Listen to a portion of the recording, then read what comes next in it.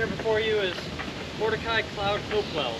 Mr. Hopewell was a Virginian by birth and enlisted in August of 1861 with the 25th Virginia Infantry.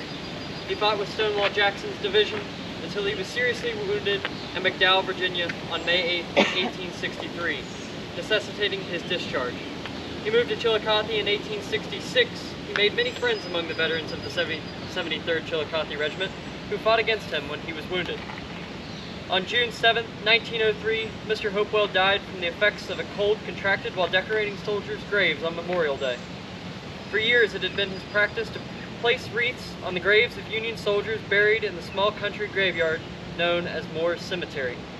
Before Memorial Day the following year, the local GAR post passed a resolution resolving, so long as flowers are laid upon the graves of Union soldiers, so long also will the grave of M.C. Hopewell not be forgotten.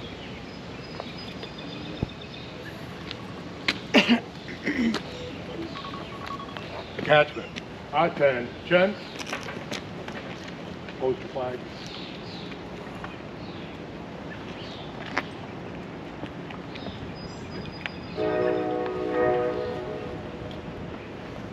Present arms.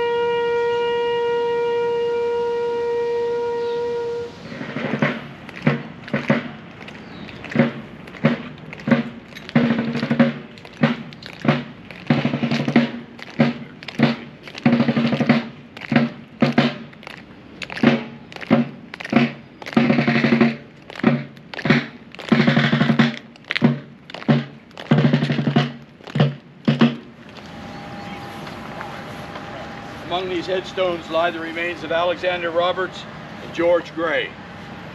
Alexander Roberts, 26th United States Colored Troops, Company E, born in Chillicothe, Ohio in 1826.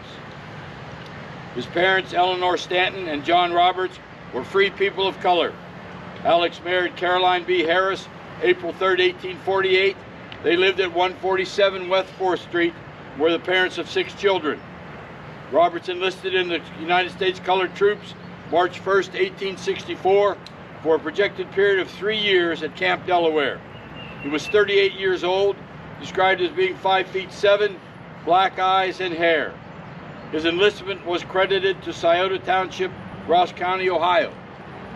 He served with the 27th at Hatcher's Run and the Siege of Petersburg, and mustered out at Smithville, North Carolina, September 21, 1865. Private Roberts died at age 82, January 21st, 1904. George Gray, also of the 27th United States Colored Troops, Company E.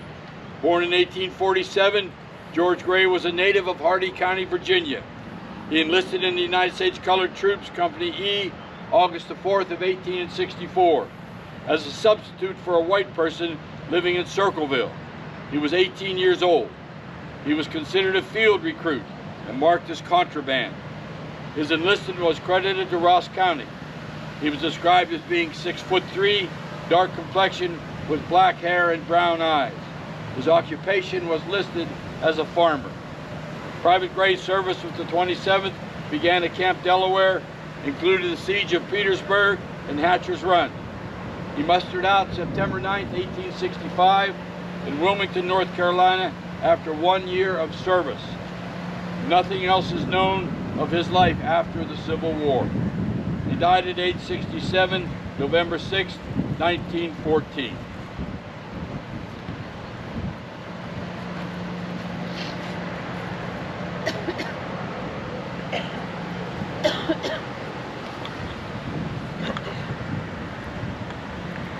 Attachment. Attention. Present arms.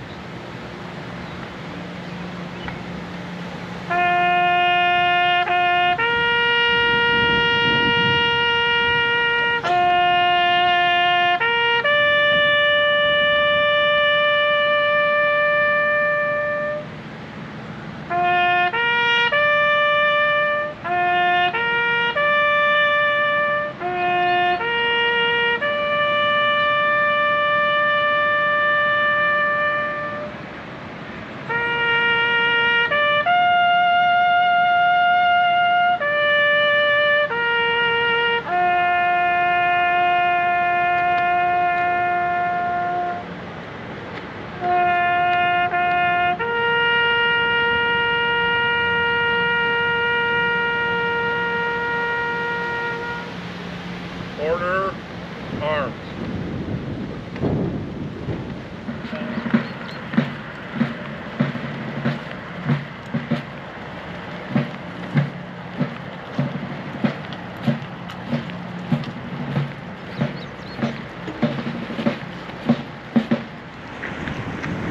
Before I tell you about Richard Enderlin,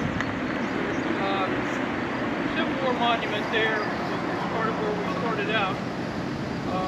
It's not the oldest Civil War monument in Ross County.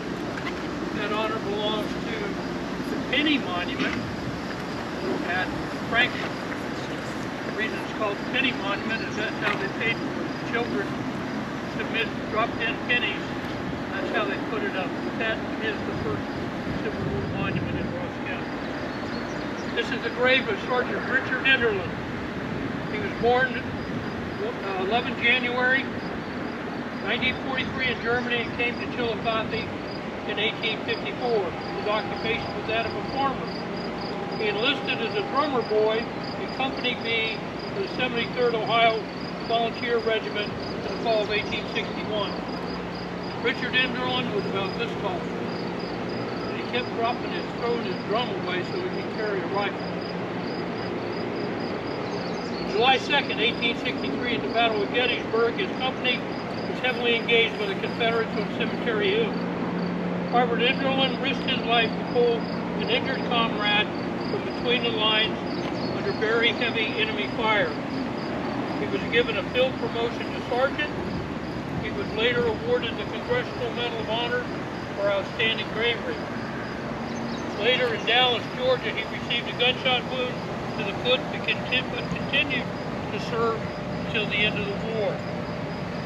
Oh, that soldier that Enderlin saved, his name was George Nixon of Benton County, Ohio.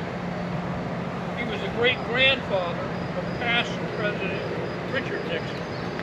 The one thing about the Grand Army of the Republic, their thing of remembering the soldiers and also the widows and orphans, was carried out by Richard Enderlin. He owned the Union Shoe Company here in Chillicothe. Matter of fact, anything named Union, he owned. No child in Ross County ever started school without shoes. Richard Enderlin would go to the schools and ask for a list of names. He ensured that every child in Ross County had a pair of shoes to start the school year with. He looked out for the widows and orphans. This concludes our ceremony. I would ask one thing tonight. When you talk to your God, remember my shipmates' family. You'll know their name. So thank you. Yeah.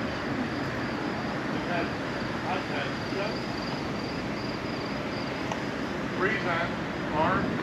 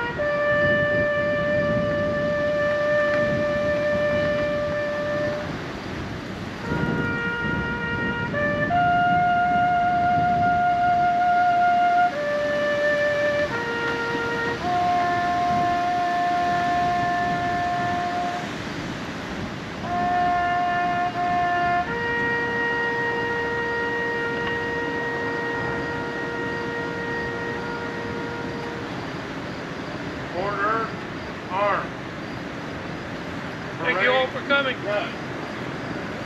Thanks for coming. We'll see you here next year. Bring your friends and family. The 73rd band will be back.